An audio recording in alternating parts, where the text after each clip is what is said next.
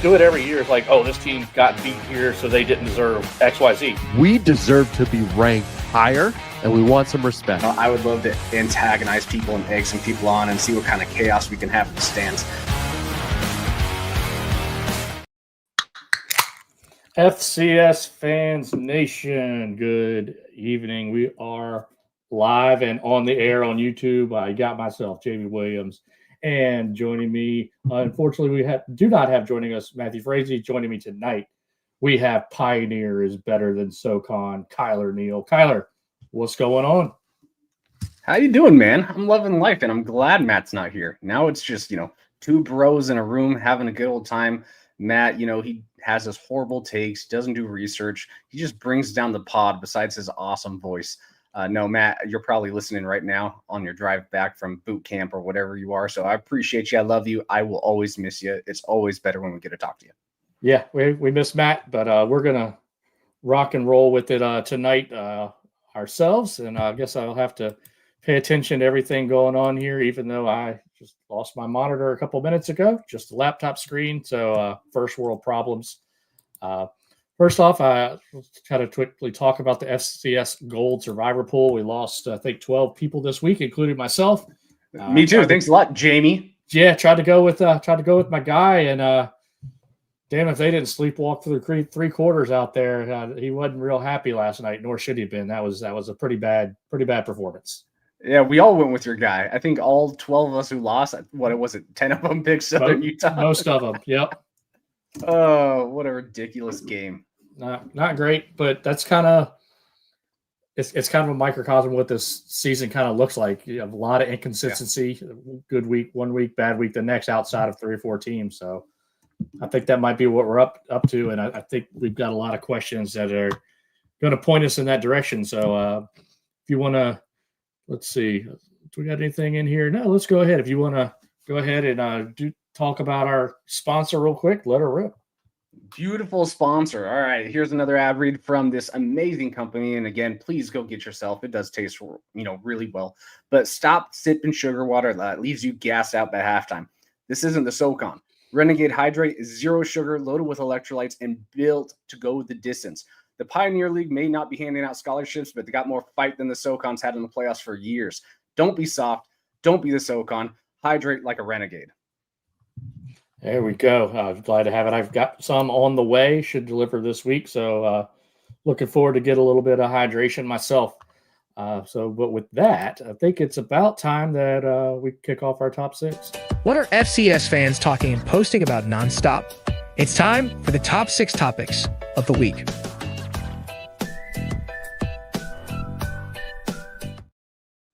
All right. Well, we're going to kick it off right up the top with the big game of the week. Cody Werlinger and Derek without a last name. I don't know why Matt didn't put that, because maybe he doesn't have one.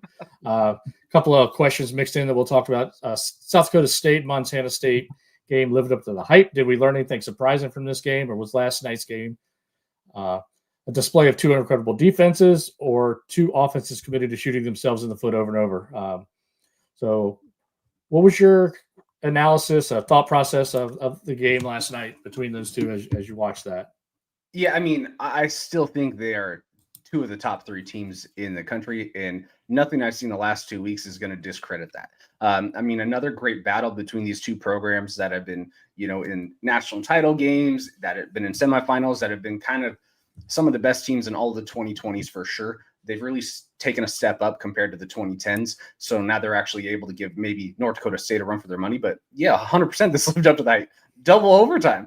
I mean, come on, baby. Night game, double overtime. This was what? The last FCS game of the week or of the night. Actually, Weber was a little delayed, so they might have played late. I don't even remember the score of that. I went to bed.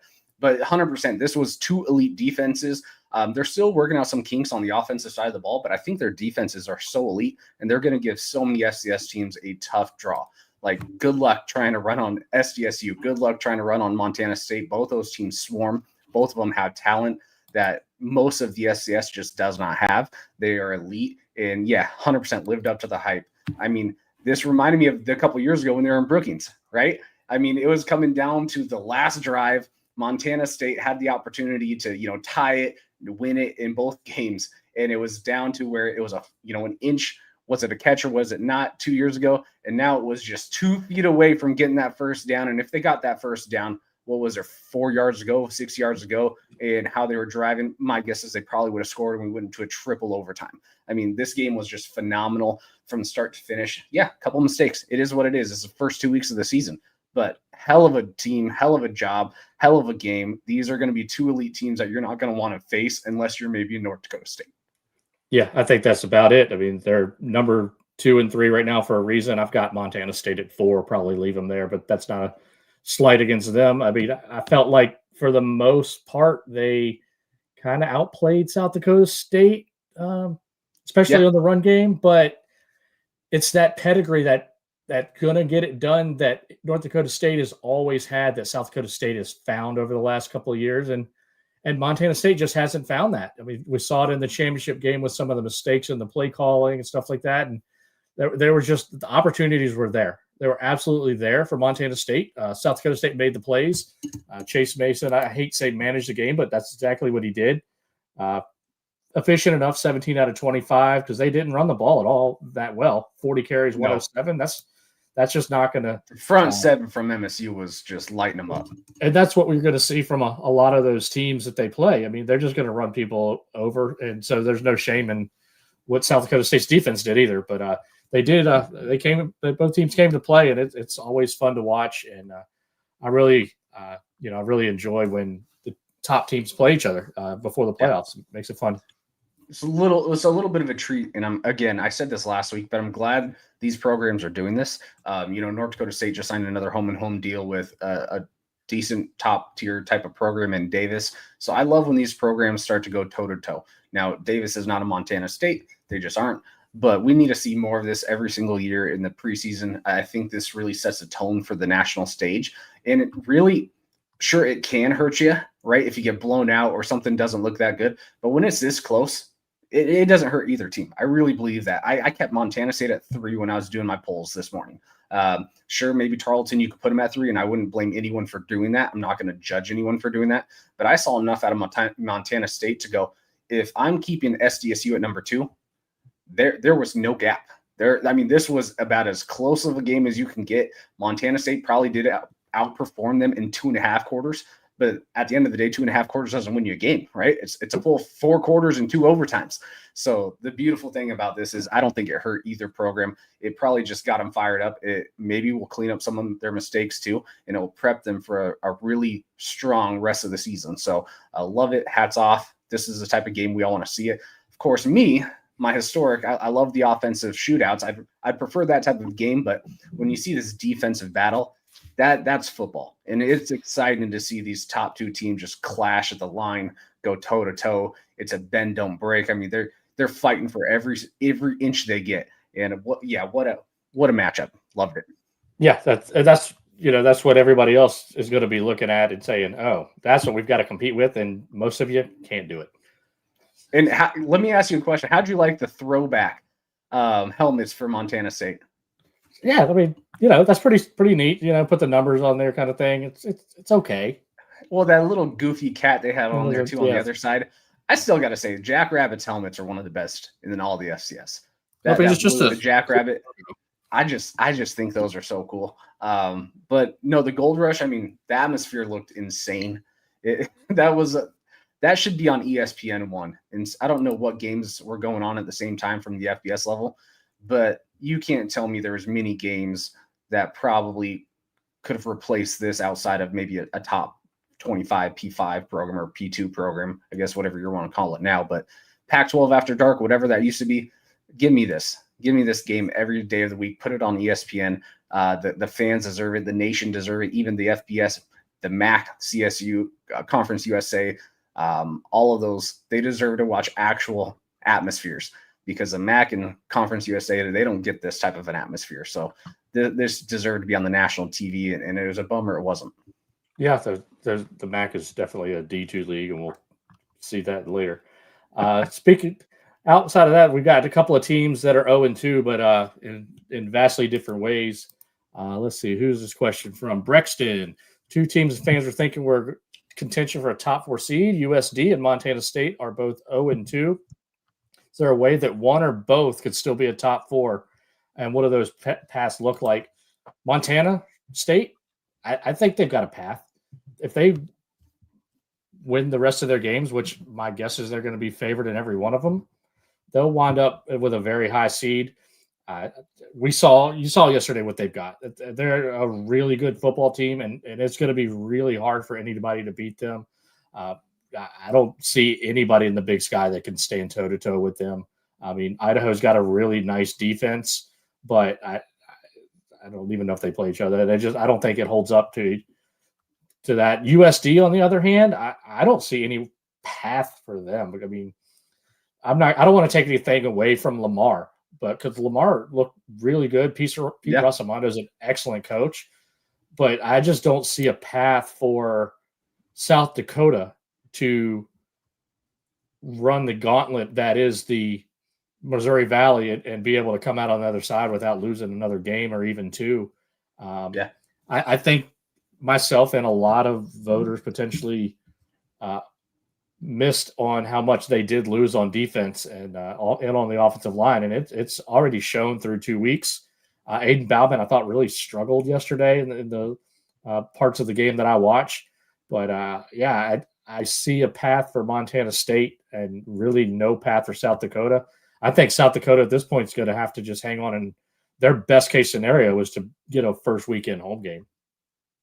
Yeah, it's hard to say because it's so early in the season, right? Anything can happen, but the only way South Dakota has to, get a top 4 seed now is, like you just said, they have to run the gauntlet.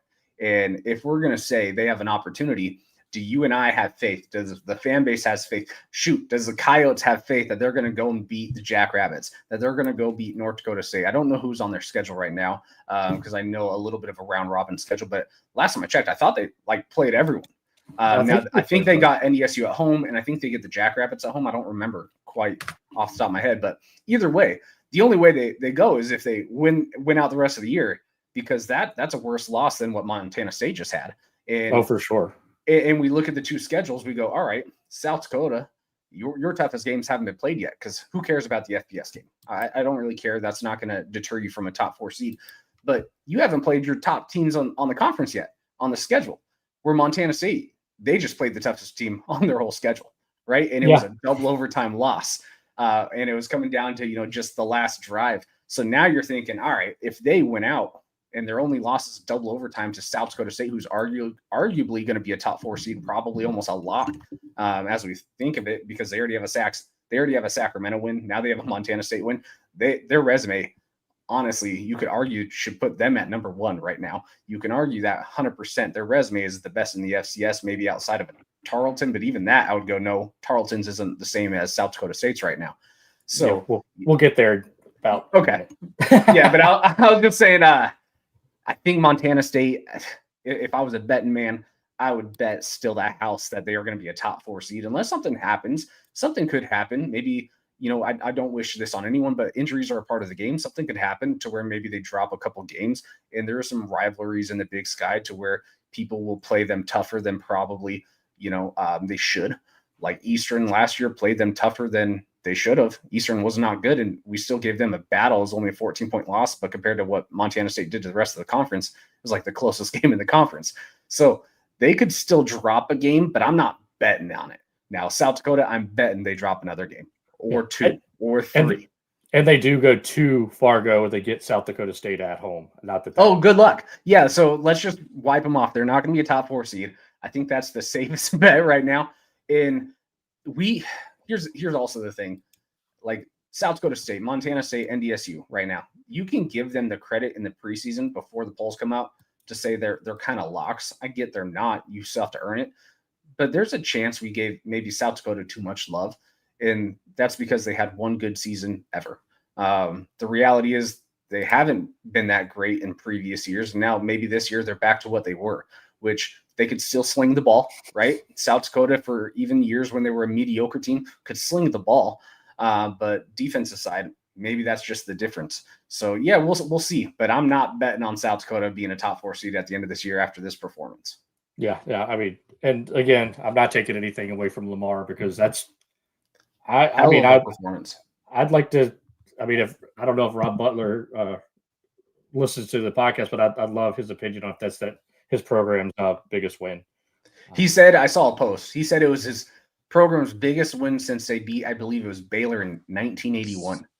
So yeah, he posted that going biggest win since Baylor, which that's pretty cool. But also that's kind of sad. But what's up, Matthew? Look at this pretty face that just jumped in. Yo, Jeez. Can you hear me okay? Gotcha. Yeah.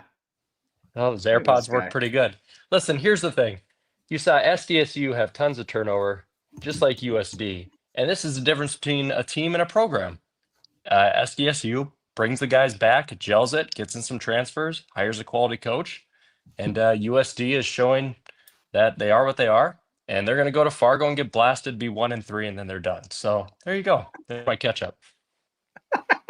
Rev says it looks like you're doing the Blair Witch Project there, Matt. Oh, man. Once Matt's not in his office, he turns into the old Matt, where it's just trolling, it's negativity, and that's what we need more of. Matt, get out of your closet, go back to the living room, have a good time. I can't. He was waiting for that one question to be able to just give that point, and it's phenomenal. All right, so we'll go on to question 3. Jordan and Dustin, we got a couple combined again. How close do you think NDSU and SDSU are in terms of who has a better team? And then who should be number 1 and who should be number 2 between those teams? You started to go there a little bit ago. Yeah. What did you do with yours, or how do you think that should? Yeah. So here's the deal. I wouldn't be mad at anyone doing it either way. They're both 1 and 2, and everyone should have them as 1 and 2. Now, I still kept North Dakota State as number 1. I just did. They have looked the part. They've looked like a nightmare of a team again. They look like a title contender, a national title type caliber team.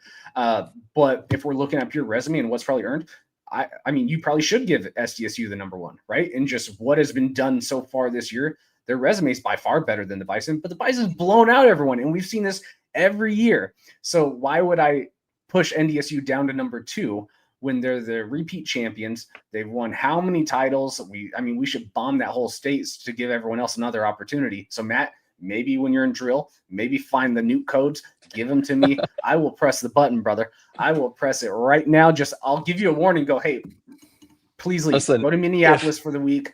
I will press the button today.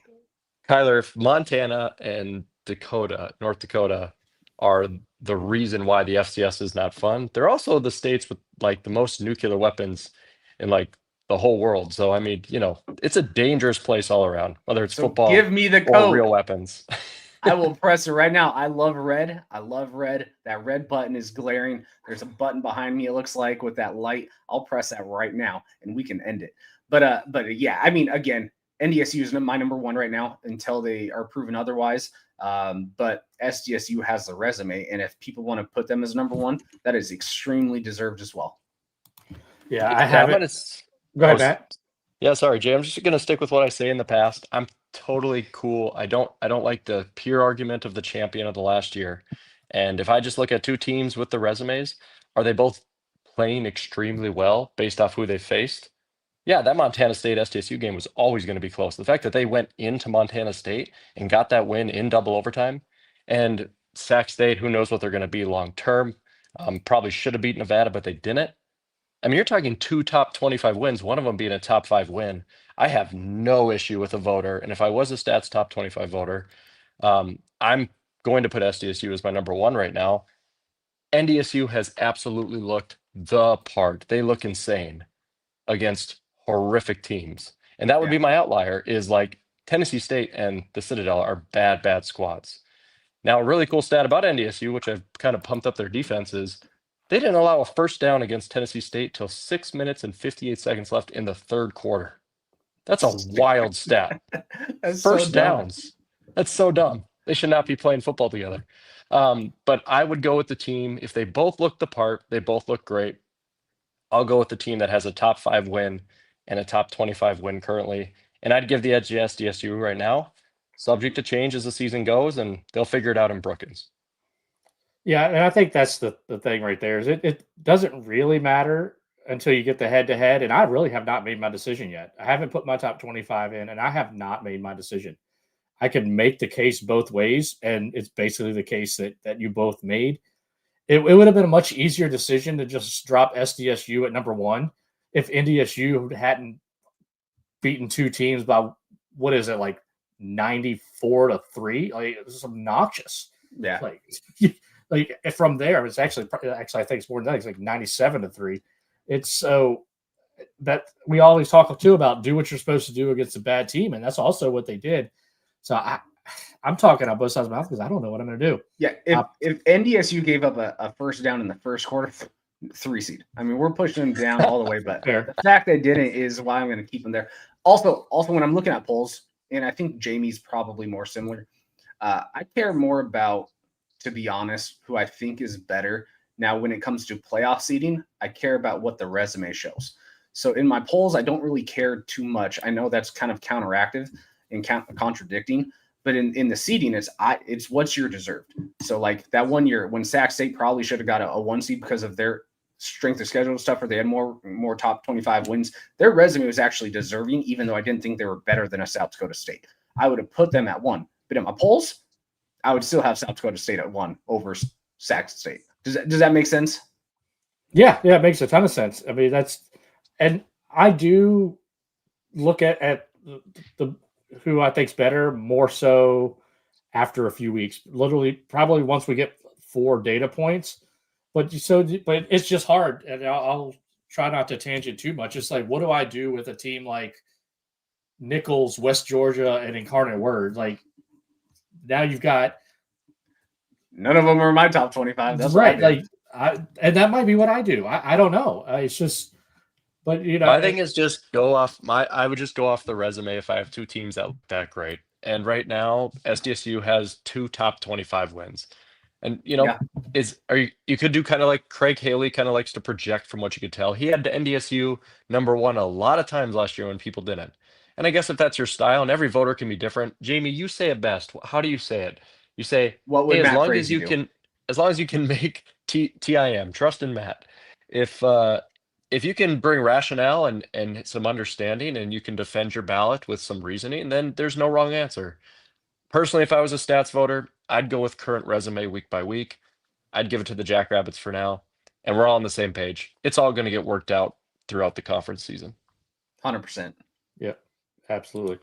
All right. The next question comes from the cool Kyler Elliott. If North Dakota, he says if North Dakota upsets the Grizz, I'd say if North Dakota beats the Grizz this weekend, do they enter the contender chat? I think they're on the fringe of that chat. I mean, again, we don't know what Kansas State is and how good of a win that is. And honestly, it doesn't matter. All week with people are talking about this, I've continued to give the same 2 references. The JMU win against Virginia Tech when we went 6-5 and Virginia Tech didn't lose again to the Orange Bowl. And then on the other side, how good is the Kansas State argument? Montana beat Washington in 2021, and that's a ranked win, and you're hyped up. Washington went 4-8. So you don't know what a team is, and it doesn't really matter. FBS games are just you game plan differently for it. You don't play the same way most of the time in your regular year that you do against your FBS team because you want to show something different. So I think just to get off on that tangent, I think North Dakota is already entering the contender talk. If they can go on the road to a tough environment and get a win, which they haven't been able to do over the last few years, they're going to serve a little notice. So where do you see North Dakota? I don't think if they win, they're in the contender conversation. I just that'd be me saying I think Montana's in the contender conversation. I don't think they are. Right. So if you beat a team that I don't think is a contender right now, and when I'm defining contender, I don't mean a quarterfinal team. Right. I'm talking about a true national championship contender. Right now, I think there's 3 teams in the true national championship contender: North Dakota State, South Dakota State, and Montana State. I don't even think Tarleton's there yet, but maybe they could prove it along the way.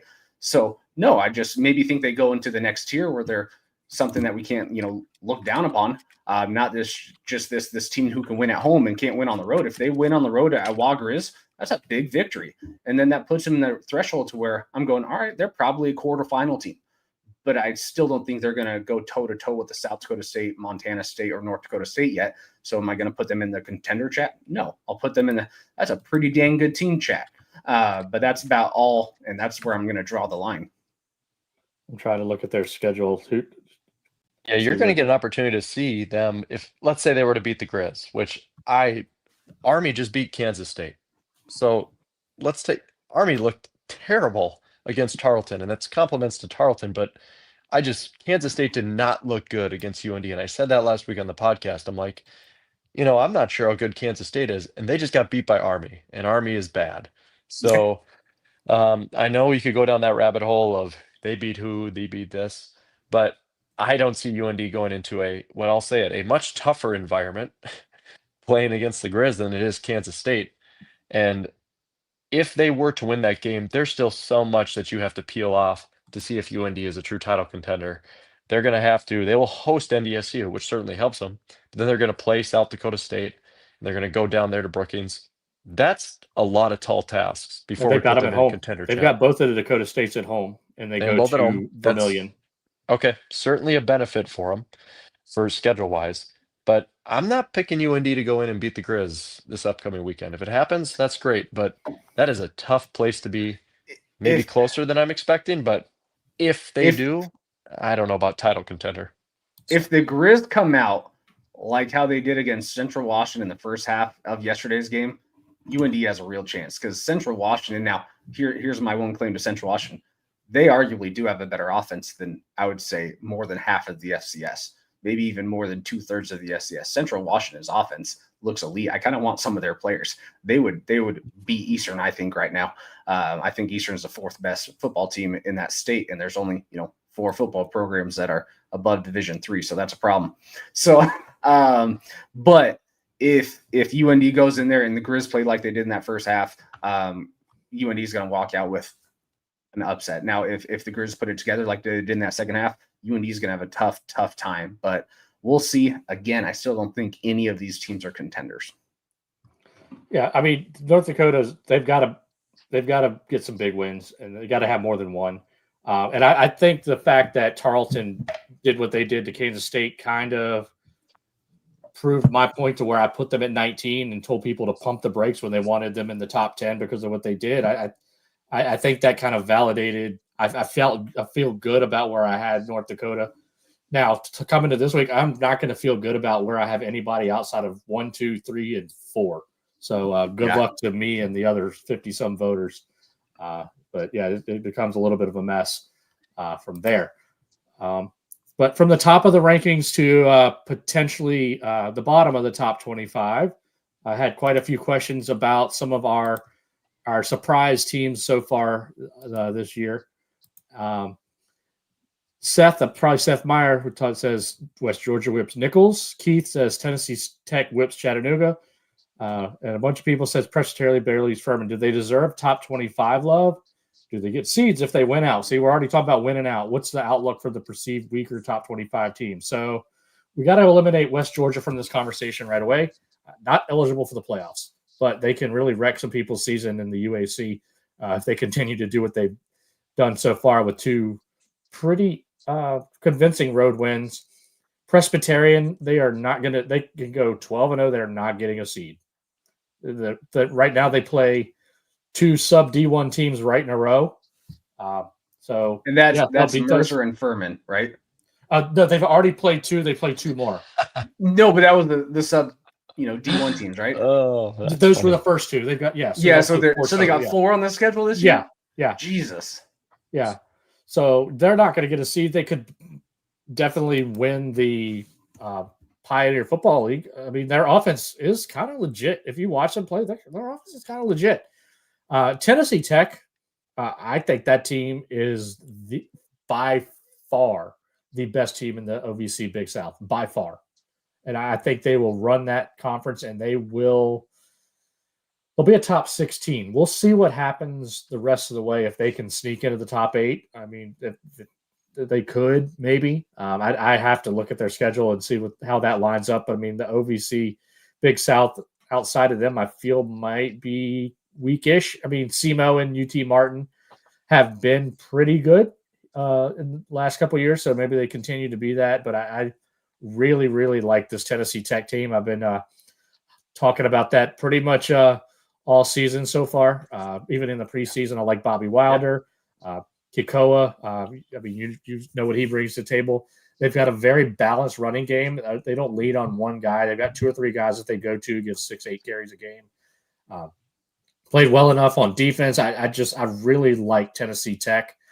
And outside of those big programs, they can give some of those other people a whole lot of fit. So, I mean, the ceiling is probably the quarterfinals for them, but they're definitely seedable. West Georgia Presbyterian, I mean, sure, rank them if you want to. I might give one or both like kind of my reward rankings like I do early in the season at like the 24-25 range. But I don't generally think either one of them are actual top 25 teams in the country this year. Thoughts from either of you on that? I got some quick hits, which would be best tweet I saw this weekend was a Presbyterian fan said, "Put some respect on those hoes," and he spelled it HOSE. It was awesome. It's like the greatest tweet ever. And Tennessee Tech, Jamie, shout out to you. You've been calling them from the first episode and in our DMs prior to the first episode. You said, watch out for this squad. So that's awesome. And the last point I'll make, because I was at drill, I didn't catch any of this stuff, is kind of just a reminder for the fans. When you talk about seeds, we're talking 16. Like, we're not talking just 8, unless you want to, do we just define seeds as the first top 8 and then you rank the next ones? But they put 16 out on the field now. So I think these teams are perfectly capable of getting up into that, at least having that first round home game if they are in that 9 through 16 come playoff time. So, yeah, Jamie was high on our preseason where's every team on Tennessee Tech. And of course, I started following him a little bit because Eastern's quarterback went there, and I wanted to see him fail, not going to lie, because I'm petty. But he's been lighting it up. I mean, he looks the part. That team looks legit. I don't think they're going to struggle too much in the OVC. I have Tennessee Tech ranked. I do not have Presbyterian in West Georgia. I just don't.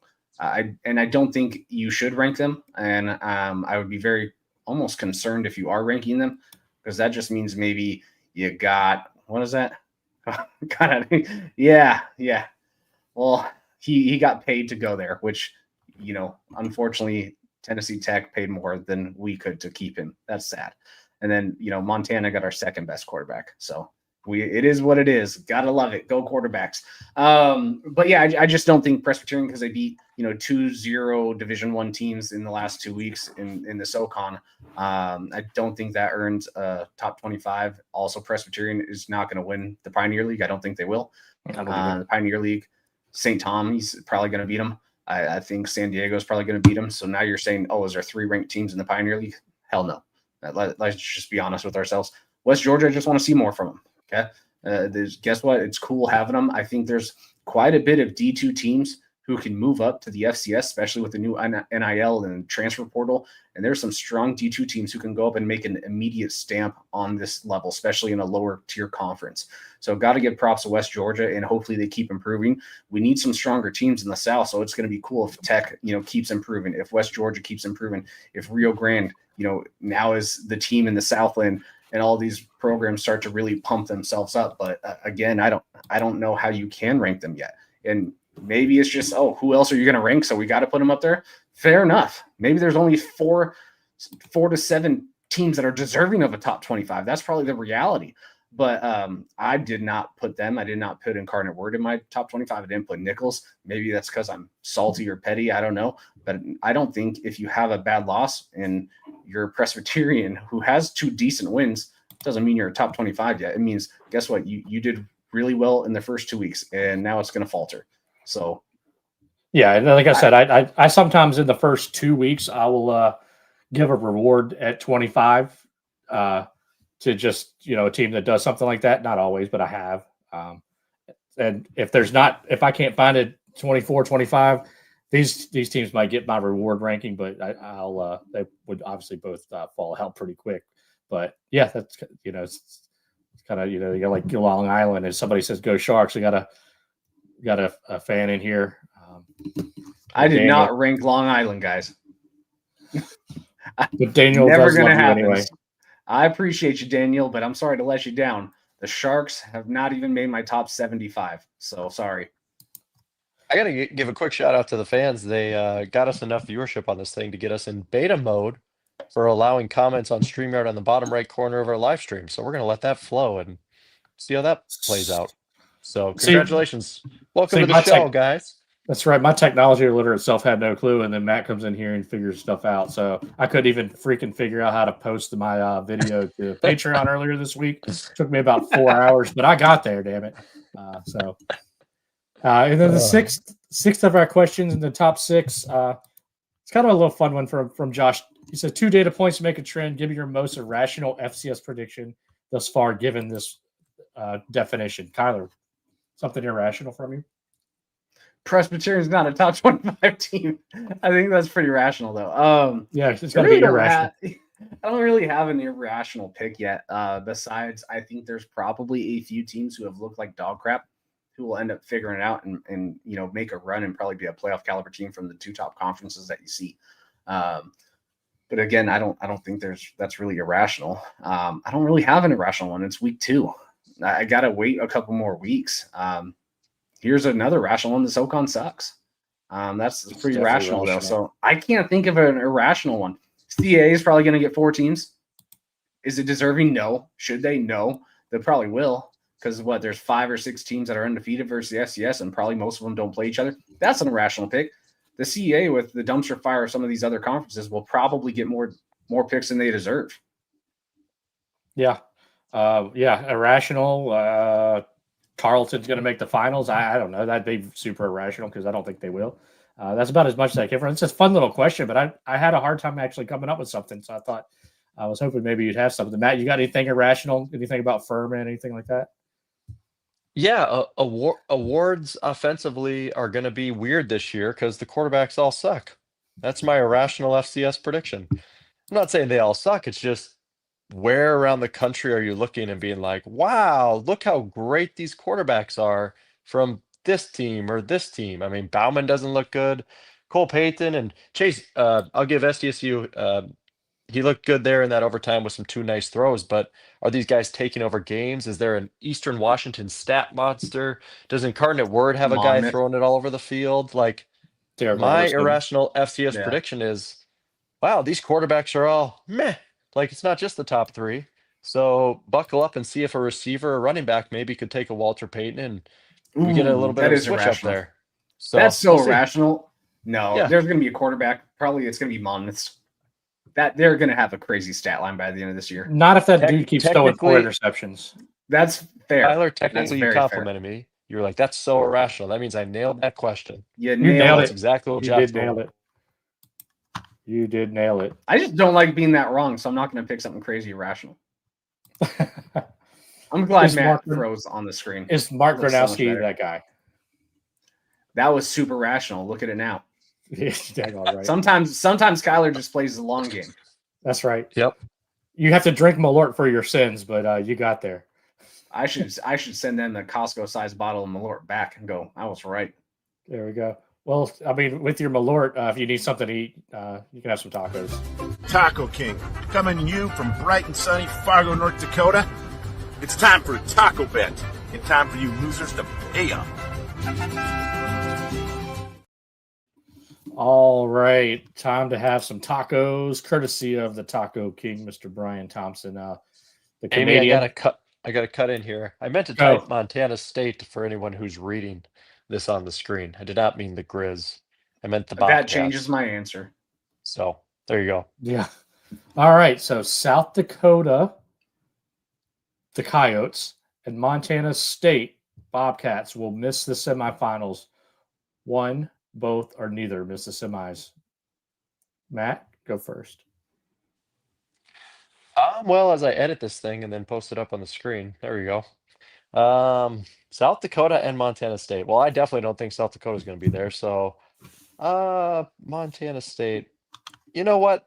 Let's do neither just for fun. Something could go crazy. I'm going to go neither because I know you two are going to make this too simple. Neither are going to make it. A little bit of chaos. Kyler? Yeah, I think Matt's right on saying, we're going to make this too simple.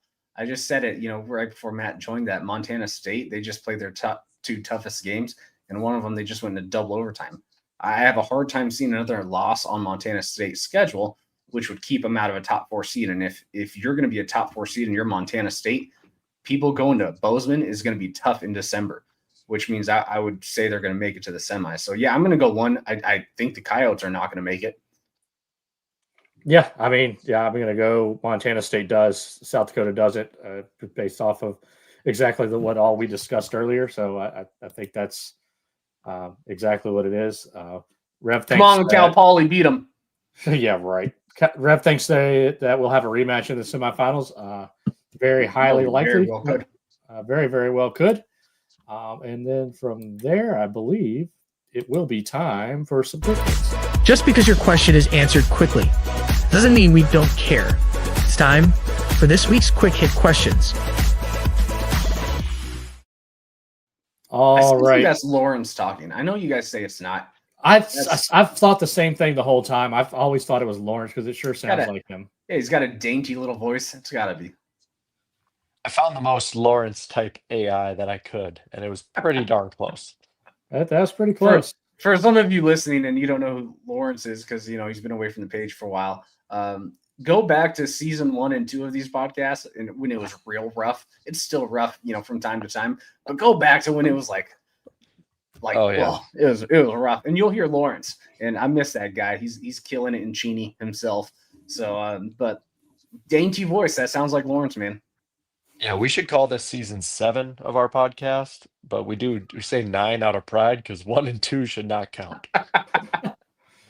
Well, you didn't kick into good high gear till I got here. I get that. Oh, there it was. That's fair.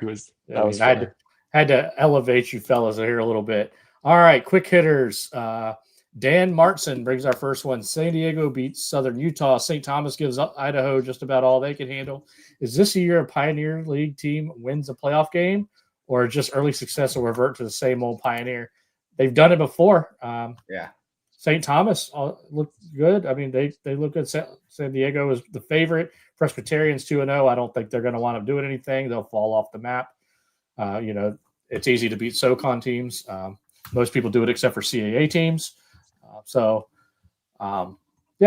They could. It all is going to depend on the matchup. Just like we're going to sound like broken records, that styles and matchups are what matter. And they very well could. They definitely have had wins in the past. So can this be the year? Sure. And I said this you can find the clip somewhere. It's either in your preseason episode when we were talking about the Pioneer League or last year, where I said NIL could get kind of crazy. I'm not predicting the Pioneer League to be a top tier conference, but those schools do have money. And if they decide to, even though they don't give scholarships, start paying players the right way, they can outpay most of the FCS. And we could see a time where maybe the Pioneer League becomes a much stronger conference, even without scholarships. And maybe the time is now. I mean, this has been a hell of a run in the first 2 weeks from the Pioneer League. They look different than ever before. So maybe that take that I had was a little irrational back then, but maybe that's actually coming to fruition to where maybe they're paying a little bit more people under the table than what we're all realizing. And they're starting to get a little bit more talent to compete with not the Dakotas of the world, not the top teams, but maybe some of the other teams where they can definitely pull off some more upsets and create more of a little bit of a, should I schedule them on this? maybe not. Yeah. Well, I'll tell you when I was out there last year, Coach Fitz was pretty pissed off that the AD agreed to go to San Diego first before they came to Eccles. And they didn't have the best day yesterday, we'll say. And his mood was not the best. But I'm going to throw this next one to you, Matt, because, why not let you talk about a Valley team that you love? Is USD a fraud, Jordan says, and then our buddy Jeremiah Rash says, it's for the same thing as South Dakota now in fraud watch, they bounce back after looking at their schedule. Matt, there's the tee. The ball's on it. Take a swing. I don't know if they're necessarily a fraud. I think the voting and outlook may have been a little lazy or a big miss, right? So if USD returns to a team after last year that makes a semifinal run and let's say they are that Illinois State style where they get in at 7-5, does that make them a fraud? I don't know. It makes the voters wrong. It makes the preseason poll incorrect, but that doesn't make them a complete fraud. If they completely fall off the wagon, sure, put them there. Otherwise, I think it's a return to normal. So I'm not going to say fraud. I'm going to say they might just be who we thought they were or weren't. So that's what I'll go with. All right. That's a fair one. Kyler, this one is going to be for you. That involves your team. Why does Eastern Washington keep running the QB in a blowout? Why keep the starters in? I've got my opinion, but I'll give you that one. Honestly, when your offense is so stagnant, might as well keep them in until they figure it out. I don't think I wouldn't have been mad if they pulled him out and he didn't get injured. But also at the end of the day, it's Eastern's walk. Eastern as an offense, they were a top 5 offense last year. This year, they absolutely are dog crap. Quarterback still hasn't thrown a touchdown yet, and it's week 2. That's never happened in Eastern history that I'm aware of. Oof. Right? So that's rough. So my thing is, I don't care if we're losing by 100. Keep your starters in. Try and figure out how to get some momentum and start figuring out how to actually run an offense before you get into conference play. Why would you pull them out and take some of their live snaps and practice away when they're not effective and not efficient yet? Keep them in. Run them. I get it. Injuries happen, and it's a bummer. Glad he's okay. He flew back home. He stayed overnight at the hospital in Texas, but glad he was able to come back home. But there's a lot of snaps that we need to have, a lot of practice before we can be actually efficient at running the ball, throwing the ball, playing the offense that Eastern's used to having. So honestly, I'd suit them up 7 days a week and run the shit out of them until they're ready. Yeah, I mean, and that's exactly what I think. Anytime that you can give live reps to your 1s and 2s, you kind of got to take it. Like you said, I mean, it's football. Injuries happen. Let's see. Steven says, are most Bobcat fans overreacting? 0-2 sucks, but last week was accepted. Yesterday was a 50-50 game. Lots of stuff to fix, but probably the 2 hardest games done. Think they can win out from here, potentially. Absolutely. If Bobcat fans are the ones overreacting, I don't know that I'm seeing it. What I'm seeing is a lot of Montana fans thinking that they've got something over on them. Yeah. Sirs, in the Grizz hat, you didn't play week 1, and then you played a D2 team. So worry about yourself and see if you can't beat North Dakota this week, because you might not. That's the way I say it. And here's the deal when you're looking at like Oregon. Okay, they got blown up by Oregon. Oregon just made Oklahoma State look way worse than Montana State. Oregon looks like a different, even better than last year. And then you went toe-to-toe with the number 2 team that you were a 3-point dog in. You went toe-to-toe in double overtime. Who's overreacting? It is the Montana fans thinking 0-2 is a bad start. No, they just played the 2 toughest teams that they're going to have all season until they maybe meet in the semifinals and have to play North Dakota State or South Dakota State again.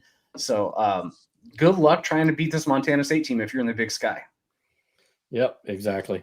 Skylar asked, does Montana stay at 3 with USD losing? I will say I had them at 4. I'm going to leave them at 4 because I do have Tarleton at 3. I think, in my opinion, I'm going to leave them there. Do I think Montana State's a better team? Probably. But I'm going to go off resume real early and see how it plays out. The poll itself, I think they're going to stay at 3 most likely. But I could definitely see them slip into 4 because slot voters will see a loss and just say, oh, they lost, let's move them down. I'm going to keep them right where they were. I thought a lot of what they did. I think if Tarleton hadn't gone and blown out whoever the heck they played as well. Again, the premise of doing what you're supposed to do against a significantly weaker team, I don't see a reason to move them. But like I said earlier about 1 and 2, I hadn't made that decision. I really haven't 100% made that decision. So you never know. When this thing comes out tomorrow, you might see South Dakota State, North Dakota State, Montana State, Tarleton. Who the heck knows? Yeah, I was right. It was Mississippi Valley State, Dustin's favorite for the SWAC West, that Tarleton busted. But everybody beats that team for the most part. Is it early, but are there contenders other than NDSU, South Dakota State, Montana State, and Tarleton? Kyler, anybody else you see? Probably not, right? Official real contenders? Probably Southern Utah. Absolutely. Dog shit. They're going to turn it around.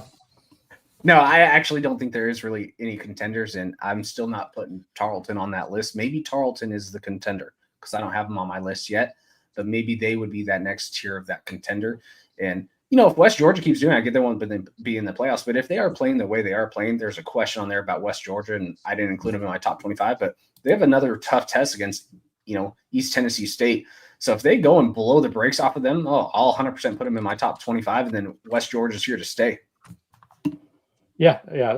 I think there's 3 contenders, and then we'll see what's after that. But, North Dakota can put themselves there. Tarleton can put themselves there, et cetera, et cetera. So that's pretty good. The Rev asked, out of the weaker teams that have pulled FBS scalps, so not Tarleton, which one has potential for being a playoff team? Not Bryant and not Long Island, probably. Although Long Island could win the NEC. Who knows? I don't know if they're eligible. I think they are eligible for the first time this year. But the answer is Austin P. Another good, strong team in the UAC. I mean, that's a tough conference there. A lot of really good teams. Charlton may or may not be great, but there's some really, really good teams. There's not going to be easy out in that conference, but I thought Austin P afforded themselves pretty well yesterday against Georgia for a while. So maybe there's something there. Yeah, they look good. We'll go around the horn on this one. What was your favorite game yesterday, Matthew? Oh boy. Yeah, I've been at military drill all weekend. I have nothing? not seen anything but Twitter clips left and right. I of course tried my best to keep up with the Grizz, not the Grizz. Holy moly. They're going to come after me for that one. The Cats and the Rabbits. That looked like a pretty good game. No, I didn't watch anything. So back to Kyler.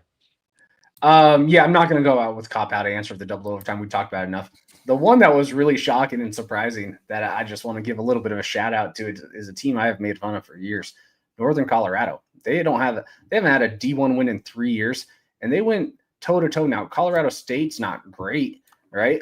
That's a team that has been blown out by Sac State, blown out by South Dakota State, but the last few years they've kind of got it together to where they became at least a decent Mountain West team. Yesterday did not look like a decent Mountain West team. And the cool thing about this game is Northern Colorado's quarterback went down last week. So their starting quarterback went down. The backup came in and absolutely lit them up. I mean, that looked like a Northern Colorado team I have never seen. And they lost on a last play, which it is kind of controversial. It looked like he kind of caught that ball for a touchdown with 14 seconds left. That would have taken the lead. His body was kind of showing on the opposite side of the camera angle and it was a little blurry, so you couldn't tell if the ball dropped or not. I'm not going to say it's a definitive answer either way, but it's also how do you reverse that play? Northern Colorado probably should have got the win over that Colorado State Rams team. And holy crap, yeah, that was my most fun game because I wanted to just rip. I wanted to rip on any Rams fan online. I was excited about it because I started ripping on the coaches poll last week going, how are you? Someone has given Northern Colorado top 25 love on the coaches poll because the coaches are horrible and stupid and they should focus on their own team and just not even vote because there were people, and it's probably Bruce Barnum, who was giving Northern Colorado some love in the top 25 when they don't have a D1 win in 3 years. The last one was like 2022 against Weber, and yet they still got some votes on the coaches poll, which is ridiculous. Coaches poll, fantastic. Coaches poll had USD at number 6, and stats poll had them at number 4. Coaches poll more accurate.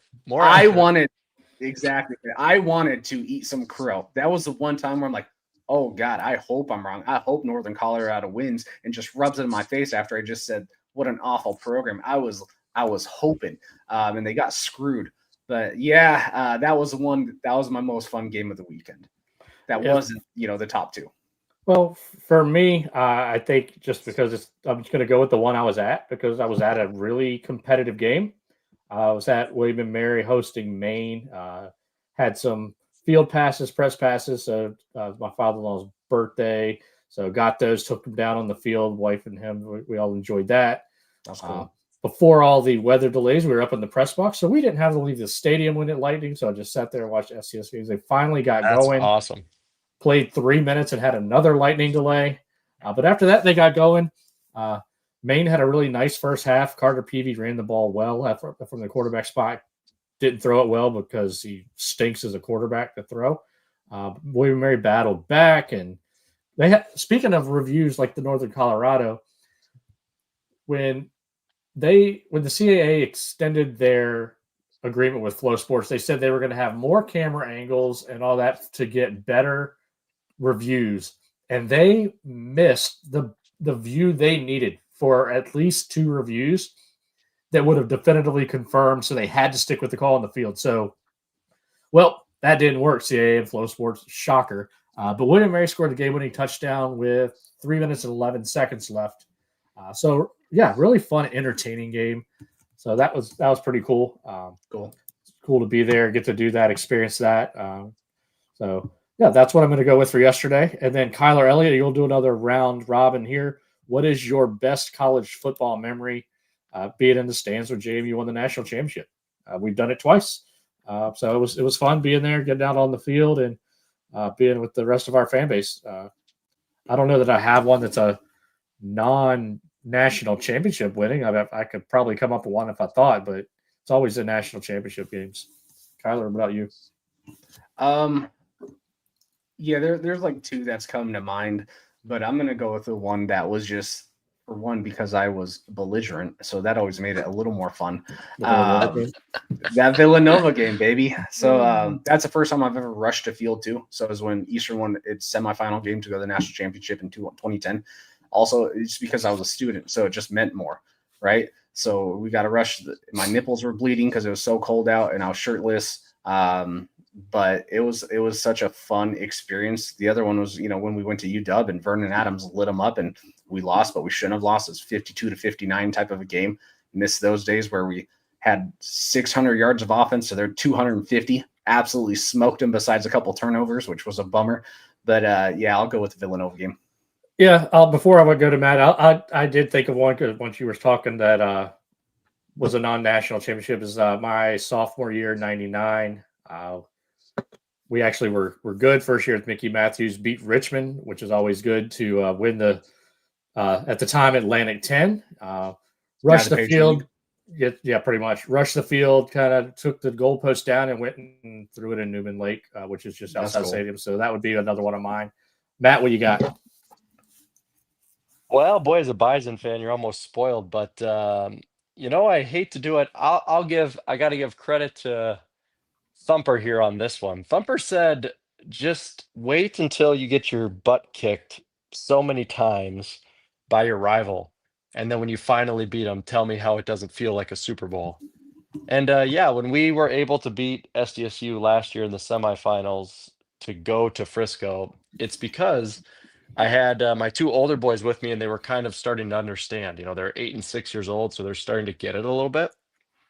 And on that final sack of the game, like they got Mark Gronowski on that 4th down, and that was the end of it, And I just dropped down right. I had Emmett on the left, Easton on the right, and I just grabbed them. And I had little tears in my eyes because I was so happy we were going back to Frisco, but my boys were there. And then Easton goes, "We won, we won." And it was just like, man, that was just a culmination of we're back, we're going to Frisco. I got my boys next to me. That was super cool. And then I'll quote, I got to throw a bonus one in here. I've been waiting to tell this story in the podcast. Apparently, when Allison and I, because we got a couples trip to the Montana State Championship game last year with NDSU, Thumper Chad was drunk next to you guys and goes, "Man, screw Matt. Got a great life, hot wife. His team wins a championship every freaking season." That is true. I heard that comment. It came out. It was true. That to me is like the biggest compliment in the history of humanity. So that is just that's a funny one I wanted to take on. But no, dropping down and hugging my boys as we won that game was surreal. It's pretty cool. So, what about when you hugged Jamie and I when you won? That's probably more important than your kids. Let's be honest. That was cool. I gave Lawrence a good friend hug when Danucci threw that interception and told him I loved him before I had to storm. So there's lots of hug moments, I guess. Yeah. Oh man, but lots of good moments with people, I guess, is the way to put it. Yeah, I mean that's a lot of what it is. But yeah, right at an hour, fellas. So that is all the questions we had for today. Kyler, any closing thoughts from you other than that the Pioneer is better than the SoCon? Yeah, I mean, the proof is in the pudding. And again, if you don't want to be like the SoCon, get yourself Renegade Hydrate. It's going to hydrate you so you can perform more like the Pioneer and less like the SoCon. Matthew, any closing thoughts? Just some closing notes, guys. The survivor pool, we're down to 28 individuals. So I'm Thanks sure a you lot, mentioned Jamie. that at the beginning of the episode. And winner will get that $50 gift card. And last thing will be end of October and early December. I'll also have some military drills that are going to affect this. So if you're an FCS Gold member, I do apologize. This week and 2 other weeks this season, you will get just the audio ad-free version on Patreon with FCS Gold. All other weeks, though, video and audio will be provided. Thanks for hanging with us on that. We apologize that real life gets in the way. So besides that, looking forward to actually watching football next weekend. Yeah, and if you saw on Patreon, I did a quick video. I finally got it posted of our Players of the Week, FCS Fans Nation Players of the Week. I'll try to get that out a little earlier this week. We got an offense, defense, special teams player that we want to highlight. I know a lot of different people do their Plays of the Week. I figured why not give something to our gold group and put that out there. So if you want to see who the FCS Fans Nation Players of the Week are, it's exclusively on gold. So you can hit that for just 99 cents a month. It's $1. It's not much. $5 more now. That's all it is. So join us up. But we appreciate everybody for watching, listening. Like, subscribe, all that good stuff that people say at the end of the podcast. And then the only good thing that we have left to say